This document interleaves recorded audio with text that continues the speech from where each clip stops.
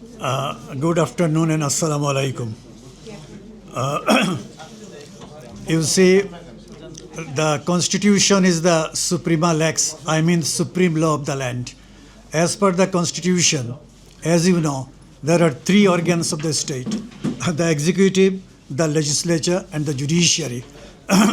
It is often said that the judiciary is the weakest of the three organs of the state.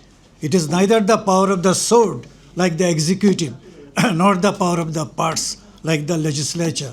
Yet it enjoys the highest respect of the people. But you see, the respect of the people for the judiciary has been on the wane, has been on the decline for a variety of reasons. You are all aware of those reasons, so I did not dilate upon them. Now, what do you mean by judicial independence? By the term judicial independence, we mean independence of judicial thought in deciding the matters pending before the court. It encompasses institutional autonomy, decisional freedom, and security of tenure and remuneration. You see, judicial independence is the lifeblood of constitutionalism in a democratic polity. This independence is not for the judges but for the judged. Is not for the judges but for the judged. When it comes to judicial independence, the perception of the people is very important. If it is the perception of the people that the judiciary is functioning independently of the executive and the legislature, then it's all right. But if it is the perception of the people that the judiciary is not functioning independently of the executive and the legislature, then the judiciary will stand nowhere. You have heard the name of the late lamented Chief Justice, Syed Mahbub Murshid. He was the Chief Justice of Deedan East Pakistan High Court. He was a very bold personality, both on the bench and off the bench.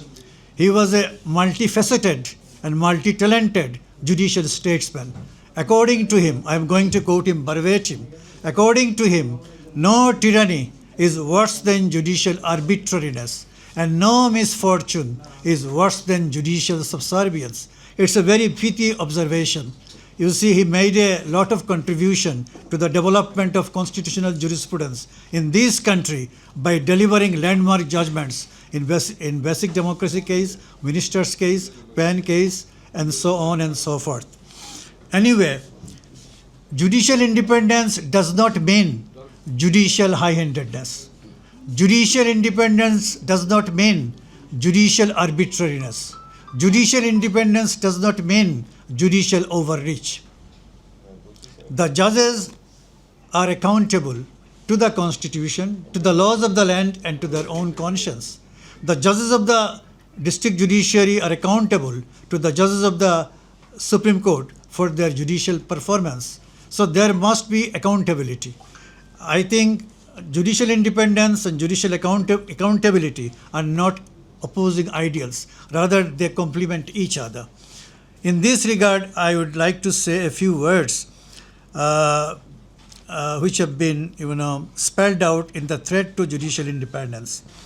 Striking a balance between judicial independence and accountability is crucial to preserving judicial integrity. Judges must be shielded from undue influence while remaining answerable for gross misconduct or dereliction of duty. As Justice Sandra Day O'Connor observed in a treatise titled The Threat to Judicial Independence, a judiciary without accountability is likely to lose public trust. A judiciary without independence is no judiciary at all. Similarly, Alexander Hamilton warned in the Federalist number 71 that the judiciary has neither force nor will, but merely judgments, making its legitimacy wholly dependent on public trust. So, public trust in the judiciary is of paramount importance. Without public trust in the judiciary, it will lose its legitimacy.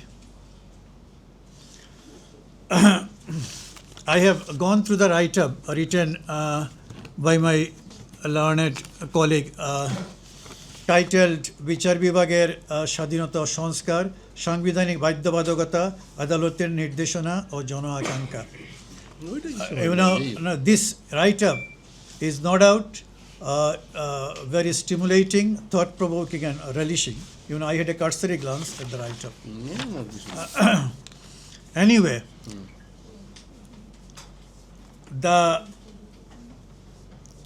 repeal of the Supreme Court Secretariat Ordinance 2025 and the lapse of the Supreme Court Judges Appointment Ordinance 2025 are no doubt regressive steps. These are ominous signs.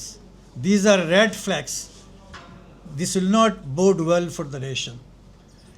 Although the Law Minister has assured the nation that at a subsequent stage they will come up with new drafts of improved laws in this regard, but in our country it is very risky and unwise to take the words of a politician at face value.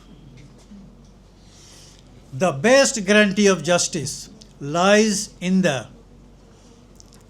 personality, efficiency, boldness, and independence of the judge concerned. You see, all the judges of the Supreme Court are institutionally independent, as per Clause 4 of Article 94 of the Constitution. But are all of them mentally independent? I pose this question to you. The answer is obviously the negative. In other words, all the judges of the Supreme Court are not mentally independent. So in my humble view, the independence of a judge is his mental state.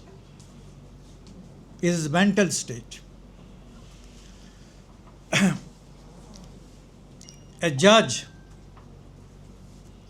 should treat, boldness is an integral part of a judge.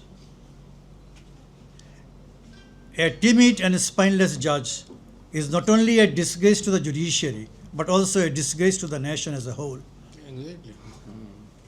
A judge should treat every case, whether involving a minister or a man in the street, with equal vigor, rigor, and fervor.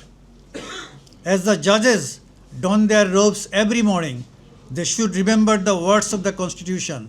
The Republic shall be a democracy where all fundamental human rights shall be granted. This guarantee should begin with the judges. Let us build a judiciary where a garment worker in Dhaka, or a street vendor in Sylhet, or a rickshaw driver in Khulna can alike say, we trust the court, we trust the judiciary. The journey is strenuous, arduous, taxing, demanding, and exacting, but the reward is immeasurable. Thank you very much. Thank you all.